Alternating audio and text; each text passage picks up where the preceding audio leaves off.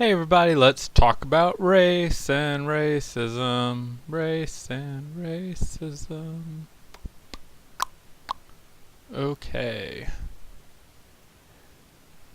Sorry. Double checking something else on my computer. Okay. So first concept that I want you to get is race is a social construction. There's no reason that we have to think of race as existing at all.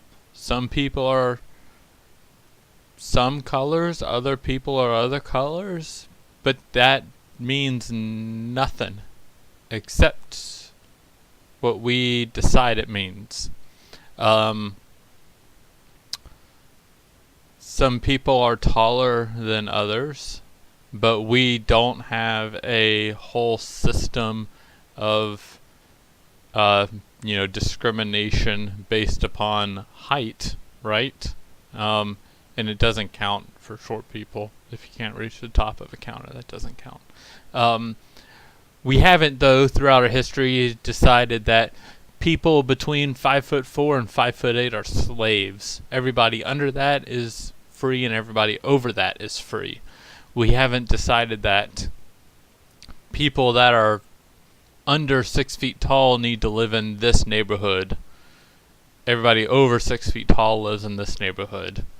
That is literally as based in any sort of biological or scientific reality as race is, in terms of forming any type of social structure around it. Race is a social construction. It is something that we made up out of thin air to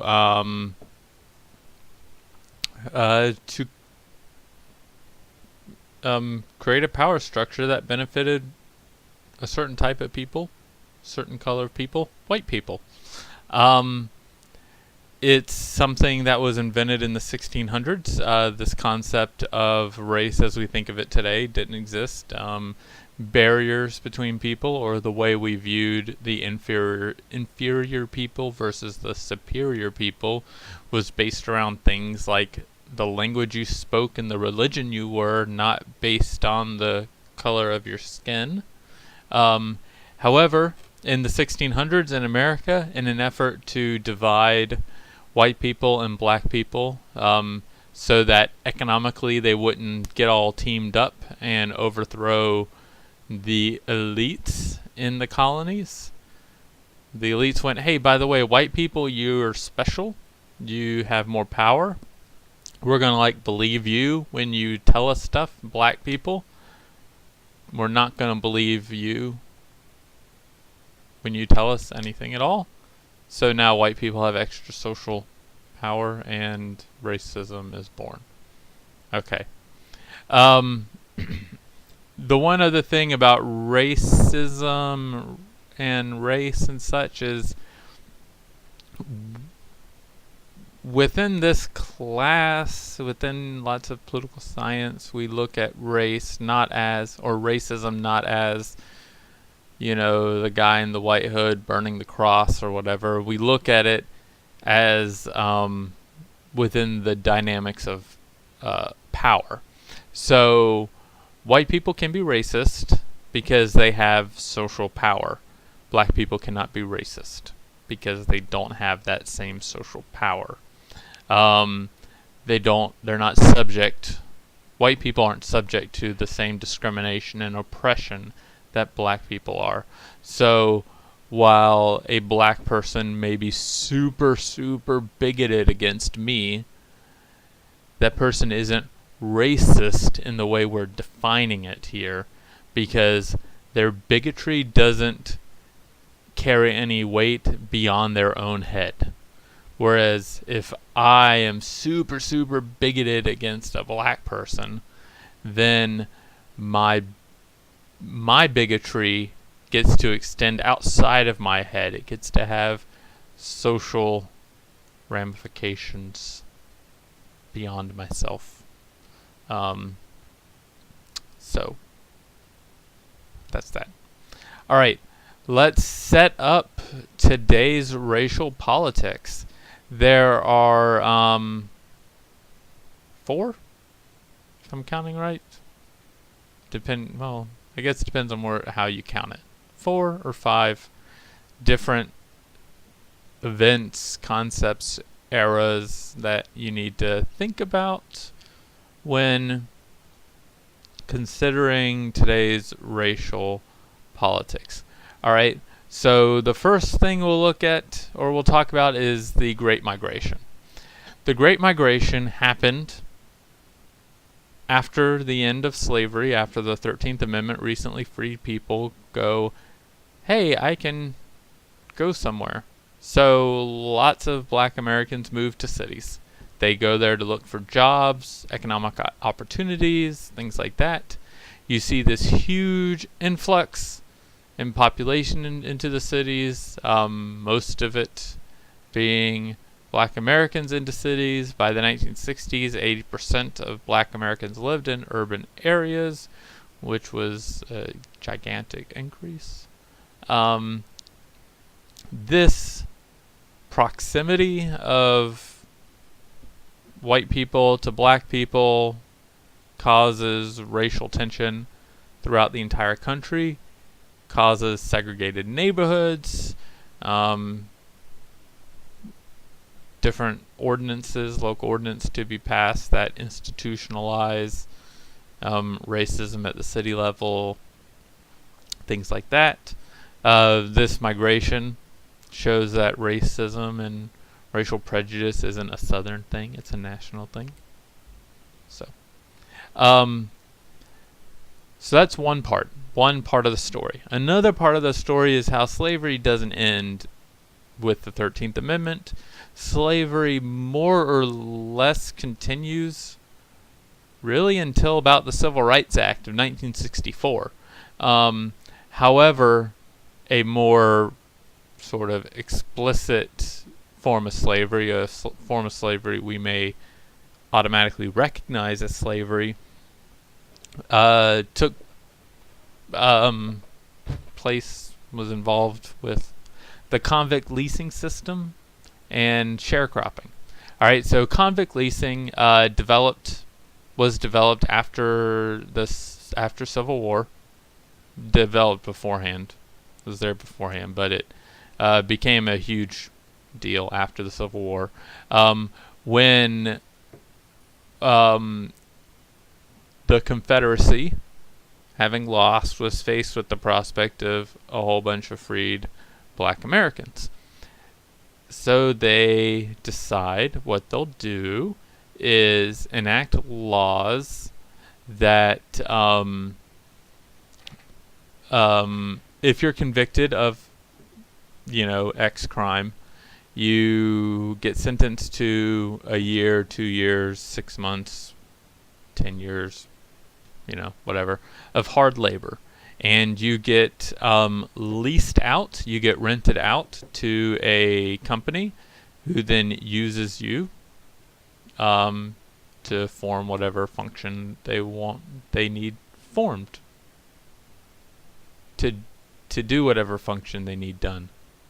Whatever. I think you know what I mean. The crimes ranged from, basically the crime was being black in America. If you were black in America, you were subject to being picked up, tried for whatever crime people wanted you to be charged for that day, and then you were rented, not sold, rented out to companies to perform labor. The labor was harsh.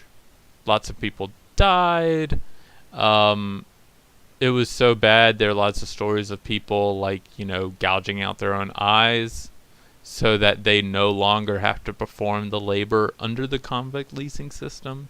It's pretty terrible. That convict leasing system does not end until the mid-1940s during World War II, when Nazi propagandists were going, hey, look at America, they suck. Look at the way they're treating their own citizens. they have this convict leasing system. And you know it's bad when the Nazis are criticizing you, right? I mean, honestly, well, okay, I'll just leave it there. Nazis are criticizing you, it's bad. Doesn't matter if the Nazis are being hypocritical or not. America recognized that being criticized by the Nazis was bad in the 1940s, so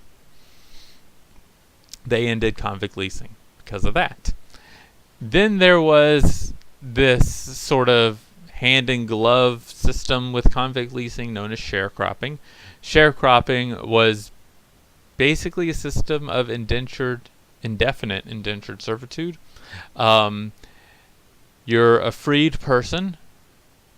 Now you need some property to be self-sufficient. You don't have a job. You need a way to raise money for yourself, feed yourself, things like that. Excuse me.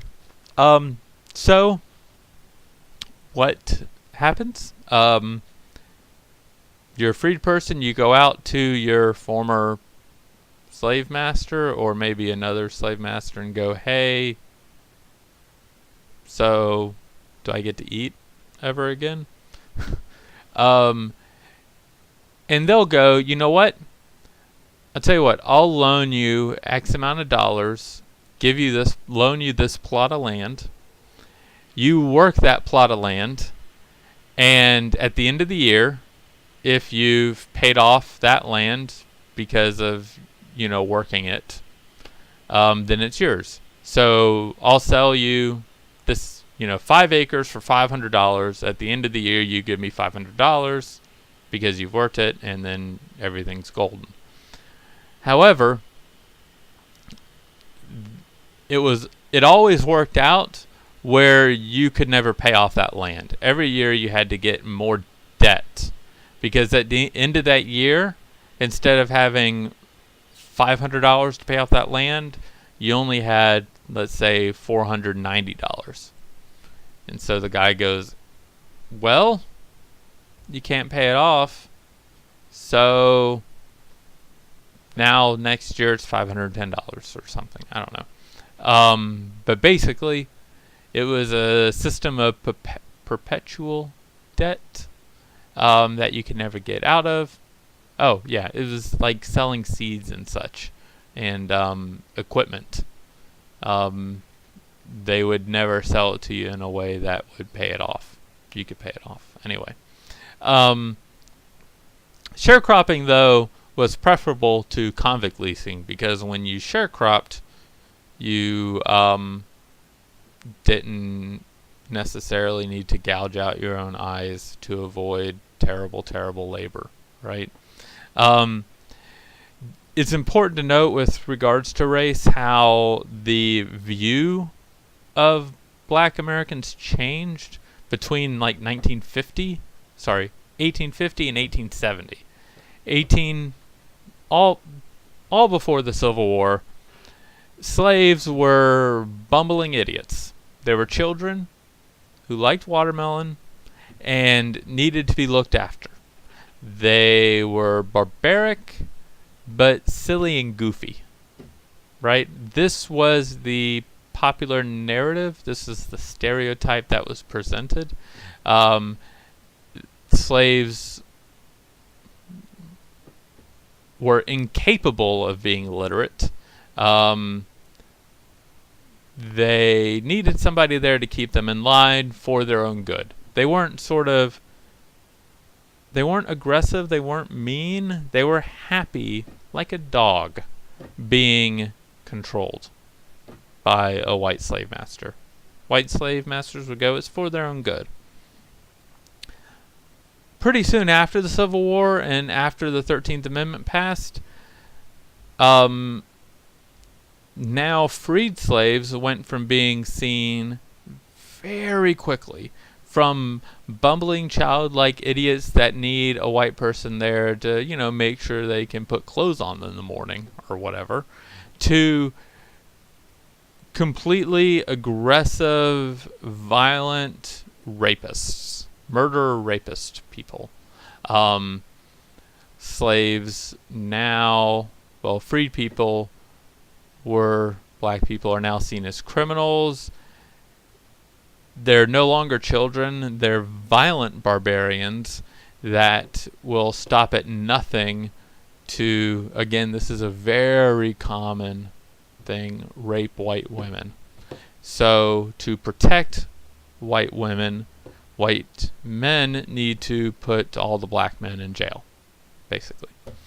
Another interesting thing that happened, and this actually ties to what we found out about Darren Wilson's testimony to the grand jury. He's the guy that shot Michael Brown in Ferguson. That's led to all the protests and such. So, beginning at this time through today, black men are given magical powers. Not good magical powers, though. They're often referred to as being gigantic and having superhuman aggressive strength. They're described as having, this blank stare of aggression in their eyes, and you can shoot them multiple times, but they never seem to stop coming. Bullets don't work on black people the way they work on white people. They're very quick to anger. Black people grunt with hostility. I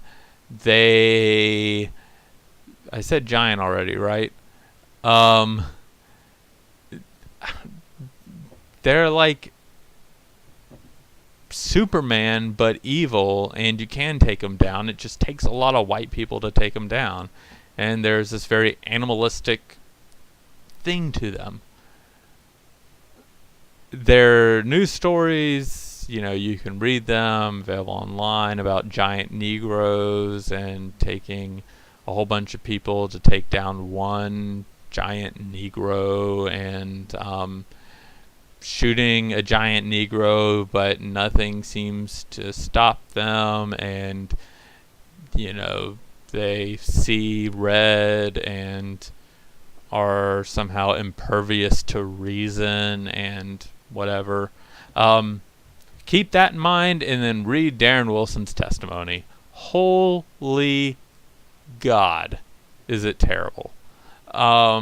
He talks about how Michael Brown is a super giant, and how he grunts, and how bullets don't seem to stop him, and you might as well have read a frickin' news story from 1911.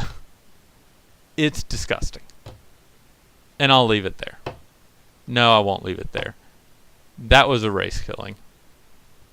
I'll leave it there. Well, I won't leave it there, but I'll leave it there for now. Anyway, you wonder why black males are considered so violent today? 1870, start there. You got the giant Negro, the black male with superpowers that bullets can't stop, so you need to shoot him a whole bunch of times. And whenever a black man grunts, that means you're in trouble. Alright, now I'm all mad. Okay. Despite white fears of giant Negroes running around destroying civilized America, the convict leasing system, sharecropping, segregation, etc., black communities are able to find some success despite being isolated economically.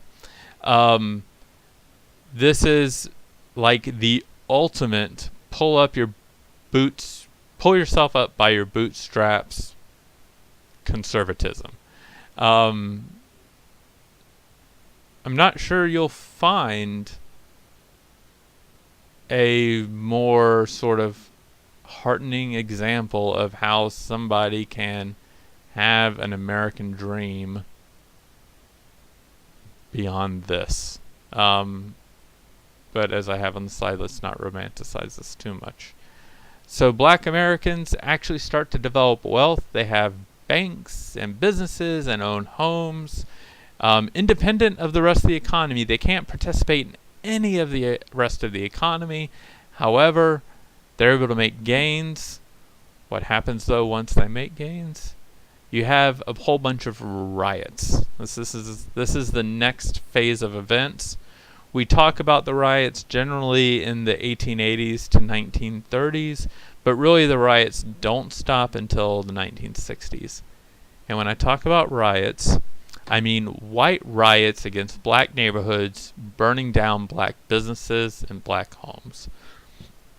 Again, the most violent and vicious and well-known of these happened before the 1930s, where you had police either helping white people burn down black homes and businesses, or you had police protecting the white rioters from any black person that might have been defending their home or business. Any wealth that black people had gained was destroyed very thoroughly. I have a list of cities with riots, but Atlanta, for example, I have 1906. Don't think that there was only one riot in Atlanta in 1906. It happened a lot. These are just some major ones. I'm going to skip ahead real quick to the interstate highway system, because this is another example of black wealth being destroyed. Any progress that black Americans make in terms of economic independence, in terms of having, again I say, wealth, of owning businesses, owning homes, whatever, are somehow destroyed either by white mobs or by the government. The interstate highway system was one method that was used to do that through the 1970s and 80s. There's a policy called Negro removal, where you would purposefully move an interstate through a city to destroy black neighborhoods and black schools, and thus deprive black people of any, again, wealth they've happened to accumulate during this time. So you can look at some examples of that there. There's the other event, going back in time a little bit to the 1930s, where Roosevelt creates the Federal Housing Administration, FHA. They're FHA loans. These loans are low interest, low down payment loans meant to spur home construction and home ownership. The home construction was important because it put people to work during the Great Depression. Home ownership was important because it was a way for people to start developing and creating a, at least a small nest egg of wealth that they could pass on, that people could pass on to the later generations, that could then grow, and it could lift people out of poverty. And having some wealth protects you from poverty. If you, for example, have a period of unemployment, you have wealth you can draw upon to prevent yourself from losing everything or from going hungry, things like that. Who were denied these loans? If you said anybody that wasn't white, you're correct. Less than 2%, roughly 2% to slightly less than 2% of all FHA loans went to minority families. All the rest went to white families. This is a way the federal government was able to shift wealth from black Americans to white Americans. You have another massive redistribution of wealth here. Stealing money. White Americans and the government stole money from black Americans during this time. They stole money from black Americans during the interstate highway system, stole money from black Americans through the housing discrimination of the 80s and 90s. Lots of stealing. I'm getting pissed. So the FHA would only loan people money to buy homes in neighborhoods that were all white. All right? And they would decide where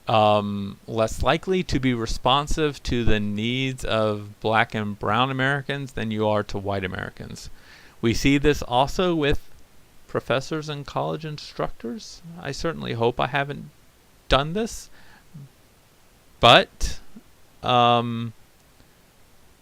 statistically, white instructors are less likely to respond to emails if it's signed with a stereotypical black or brown name than if it's signed with a white name.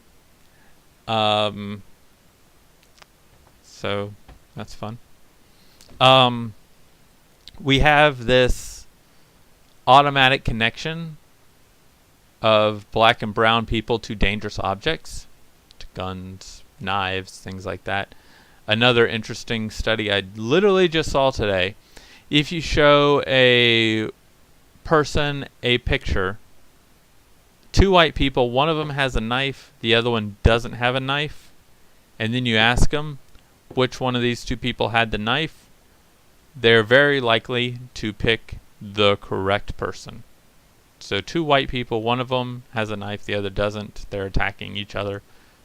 You're likely to identify the person who has the knife as the person that actually has the knife. Does that make sense? You guess it, you get it correct. If you're shown a picture of a white person and a black person attacking each other, and in all these pictures, the white person has the knife, all right? This is the study. It was to see if we had racial bias. People were more likely to say that the black person had the knife in their hand, despite the fact that the white person clearly had the knife in their hand.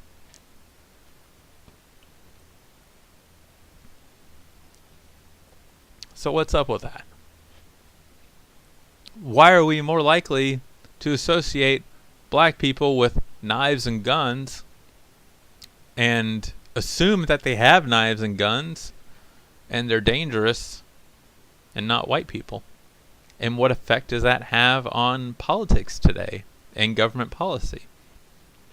Well, this goes back to conscious decisions in the 1800s to make black people violent, and the continued conscious decision to make sure black people are considered violent. And it has effects, policy implications in the sense of black males are getting shot by police officers. So that sucks. There's racism in our language. So the example I give here, connecting it to urban politics, if you live in the urban jungle, you live in a place where black people live. The city centers were named the urban jungle after white people moved out and they were just populated by black people. So black people live in the jungle, that's racist. If you're a white person and you move into the city, you move into the urban jungle, you're an urban pioneer. Pioneers bring civilization to an area. They are entrepreneurs. They make things better. Whatever. So that's terrible, right? And what about media? What about movies? And what about those darn Hollywood liberals that make America seem terrible with all that racism and stuff? Here's the thing about those movies. They wrap everything up in a nice little bow where racism's over at the end. We overcame it. Hooray! It's over. We don't need to deal with anything. You get to go in, you get to watch a movie. The movie depicts racism as solely existing within the, white person saying very racist stuff, shaking his fist in the air, having terrible signs, saying terrible things, whatever. But then you have a white person come along and learn something and tell the racist person, stop being racist. And then at the end of the movie, something has been overcome. i.e. racism has been overcome, a white person's learned something, and we get to leave the theater feeling happy and satisfied that racism is over and everybody's hunky-dory. That only reinforces racism, because it, one, gives us this idea that only white people matter, because all these films are about white people and their struggles to understand race and racism. It blinds us to this idea of racism that exists outside of somebody saying it explicitly. And it makes us not confront racial disparities today and racism today, racial bias today. Shucks.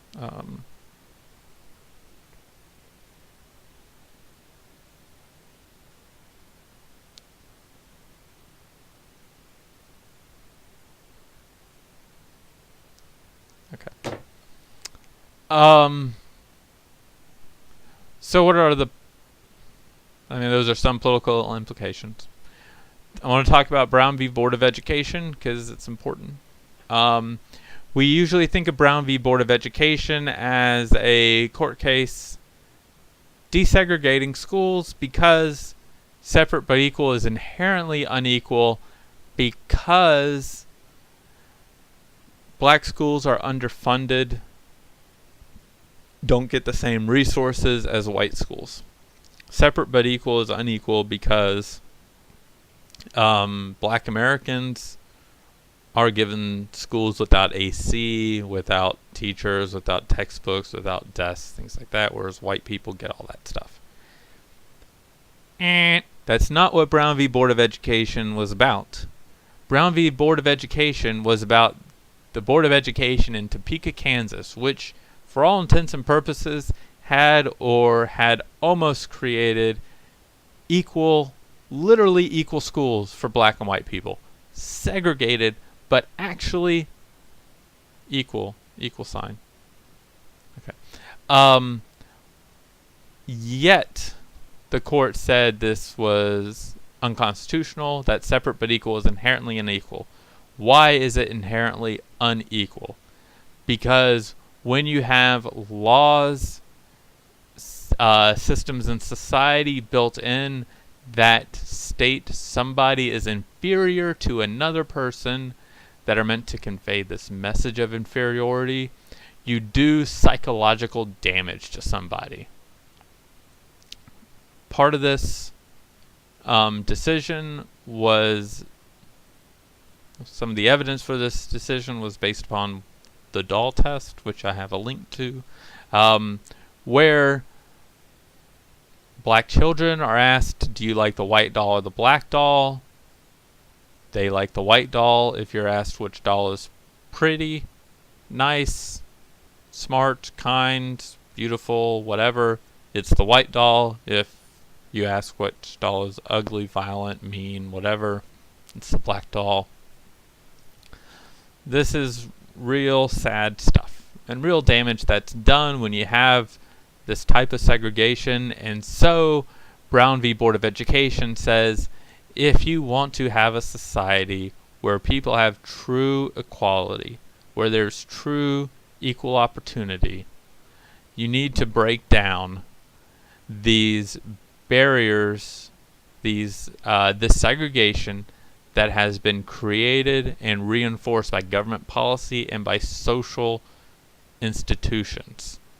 Otherwise, you won't have true equality. You won't have, true equality under the law, whatever. That's what it's about. And that's the way the court looked at racism for a while. However, since 1979, there has not been a Supreme Court case that has shown racial discrimination, because racial discrimination went from this implicit, unconscious racism and this the need to correct racial disparities in society, such as what happened in Brown v. Board of Education, to explicit racism. if I give all of the black students in my class D's or F's, and I give all the white students in my class A's or B's, I'm racist. I'm being racist. Like, I don't think there's any ifs, ands, or buts about it. However, the burden of proof is on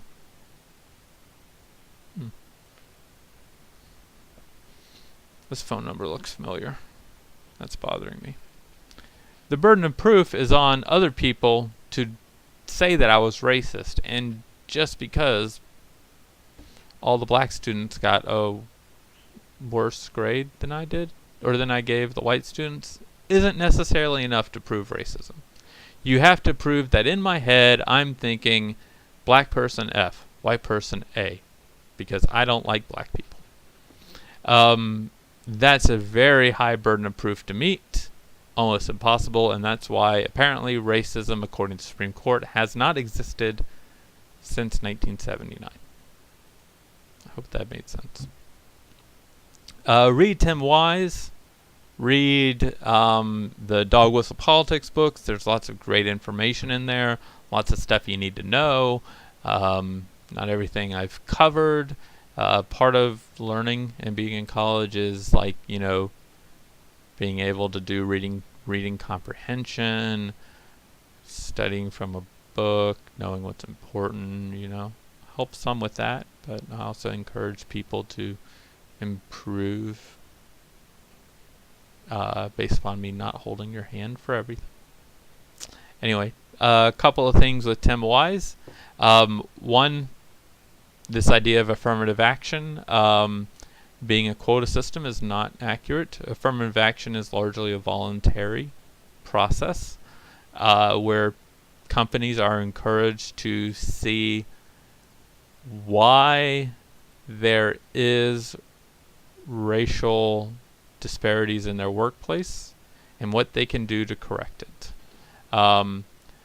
Because of framing, because of privilege, because of segregation, if most of the businesses are owned by white people and most of the white people that own these businesses hang out in certain neighborhoods, read certain newspapers, things like that, they're going to automatically say to themselves, I'm going to advertise in this neighborhood, I'm going to advertise in this newspaper, I'm going to advertise in this journal. Even if they're not explicitly going, I'm going to advertise here because black people don't live here. They're just advertising based upon what they know and where they know to advertise. Affirmative action asked people to say, how are my practices not reaching racial minorities? What might I do to make sure that everybody, regardless of their race, knows of my job openings? What can I do to make sure that when I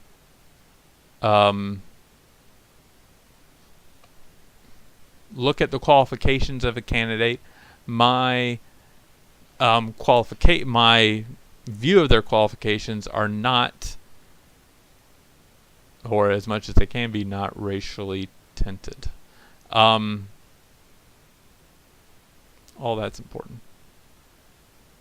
The example that Tim Wise looks at, one example Tim Wise looks at with affirmative action and the Supreme Court ruling certain affirmative action unconstitutional on the basis that it gave racial preference to minority folks other than white folks, was that University of Michigan case in 2005 where the Supreme Court goes, this white woman was not admitted to the University of Michigan despite having higher test scores and a higher GPA than this 100 or so minority people that got admitted.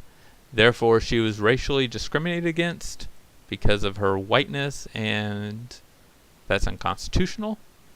The Supreme Court conveniently ignored the fact that over 1,000 white people with lower test scores and a lower GPA than this white woman also got in, which would seem to disprove the notion that those people who are not white got in over her just because of their race. Anyway. There's the danger of frustrated expectations. So this is a concept that should suggest that white people are used to being in control. White people have privilege in society.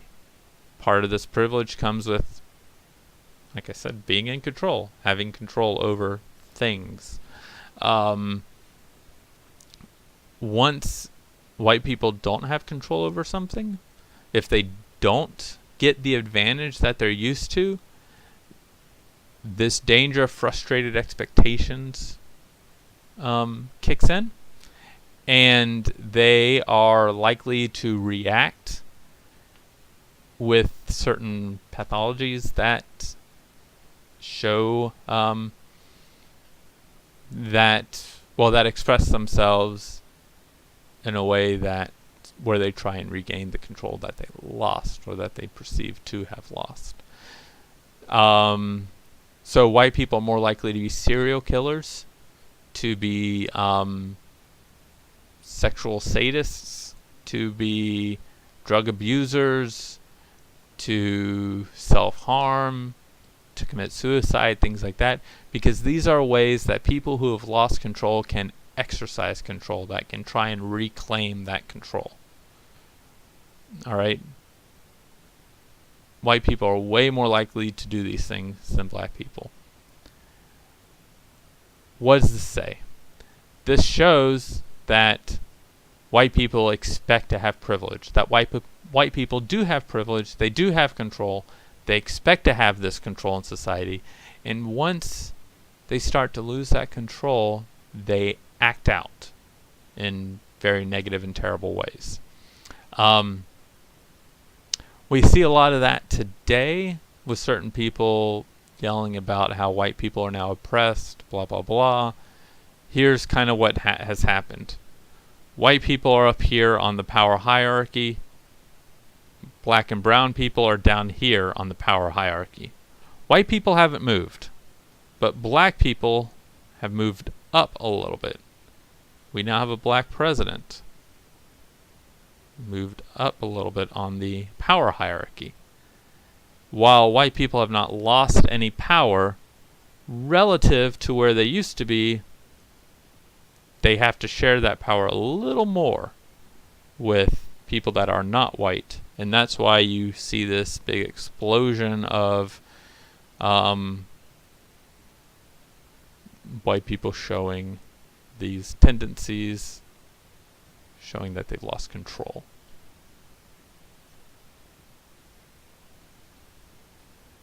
Makes sense, kind of, maybe. I suggest watching the videos, the Blue Eyes, Brown Eyes experiment, both with kids, and then the part 1, part 2 with adults. It shows how white privilege works. The one with adults especially. Probably watch some of that during the final exam period. It's kind of amazing. Jane Elliott is not very nice to the blue-eyed people, the adults, the blue-eyed adults. Why? Because the blue-eyed adults have privilege, and she's showing them what it's like to lose that privilege, and she says she's not going to shed any tears over a privileged person that cries over a experiment that shows what it's like to not have privilege. Blue eyes, by the way. All right. Racism. Cheers. Have fun.